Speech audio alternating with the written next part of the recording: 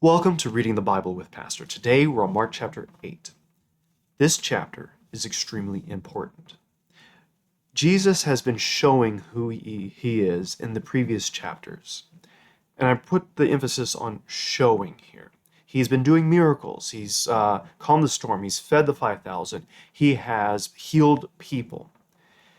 In this chapter, Jesus is going to tell us who he is. But before we get to that point, and we won't get to that point today, Jesus is going to remind us. He's going to set up this proclamation of who he is to the disciples, to us. But it's also reminding us of the prophecy that's in Isaiah 6, that we will hear but not understand, we will see but we will be blind to it. Jesus is going to do a very similar miracle, and the disciples aren't going to get it. So he has to speak clearly of what is going to happen, and still they're not going to get it. And we'll get that more next time. So pay attention to these words as Jesus again shows who he is, and then how the disciples react to it.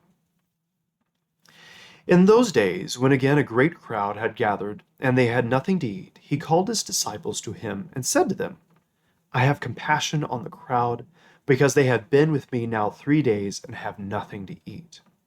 And if I send them away hungry to their homes, they will faint on the way, and some of them have come from far away. So Jesus sets up, hey guys, we've got a big crowd here again. They're hungry, and we can't really send them away. What should we do? And his disciples answered him, how can one feed these people with bread here in this desolate place? Do they not remember what happened last time? And he asked them, how many loaves do you have? They said 7. And he directed the crowd to sit down on the ground, and he took the 7 loaves, and having given thanks, he broke them and gave them to his disciples to set before the people. And they set them before the crowd. They had a few small fish, and having blessed them, he said that these should be set before them. Do you remember what happened whenever Jesus blessed the food with the feeding of the 5,000? Everybody ate and were satisfied. And here, with the 4,000, and they ate and were satisfied. And they took up broken pieces left over, 7 baskets full. With the 5,000, there was 12 baskets full. And there were about 4,000 people. And he sent them away. And immediately he got into the boat with his disciples, and went to the district of Dalmanutha. So Jesus again performs the very similar, almost exactly the same miracle of feeding a multitude of people with a scant bit of food. 7 loaves here. Did the disciples understand what's going on? Did he set them all up to know that, hey, Jesus, can you feed them? And he will, and he does, and he feeds us with his word. So let's continue on reading. The Pharisees came and began to argue with him, seeking from him a sign from heaven to test him. Seeking a sign from heaven, have you not seen all of the things that show who Jesus is? And he sighed deeply in his spirit and said, why does this generation seek a sign? Truly I say to you, no sign will be given to this generation.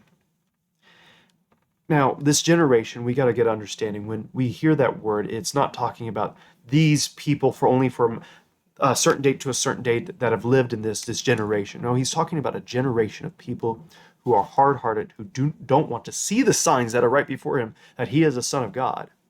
And so he says, no sign basically will be understood by these people.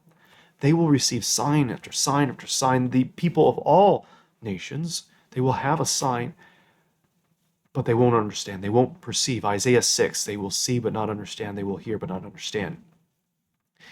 This generation that is hard-hearted, really the only thing left will be Christ dying for them. If you cannot see the cross and see your salvation, it is far lost. Continue reading. Now they, that is the disciples, had forgotten to bring bread, and they only had 1 loaf with them in the boat. And he cautioned them, saying, watch out. Beware the leaven of the Pharisees and the leaven of Herod. Now leaven is yeast that makes bread rise. during Passover, right after Passover, they were supposed to cleanse out all the leaven in their household, to be reminded to cleanse out all the sin and uncleanliness in ourselves. It's a symbol of this sin and uncleanliness in ourselves. Here, the sin, the rejection of the signs, the rejection of God's word. So he tells the disciples, beware, don't let your hearts be hardened, and not see the signs before you, that I'm showing you that I am the Son of God. And they began discussing with one another the fact that they had no bread. Why didn't you discuss the leaven? You're discussing the food. They need to understand, discuss the hardness of heart. And Jesus, aware of this, said to them, why are you discussing the fact that you have no bread? Do you not yet perceive or understand? Are your hearts hardened? Having eyes do you not see, and having ears do you not hear? Isaiah 6. And do you not remember? When I broke the 5 loaves for the 5,000, how many baskets full of broken pieces did you take up? They said to him, 12. And the 7 for the 4,000, how many baskets full of broken pieces did you take up? And they said to him, 7. And he said to them, do you not yet understand? Can you not see the signs?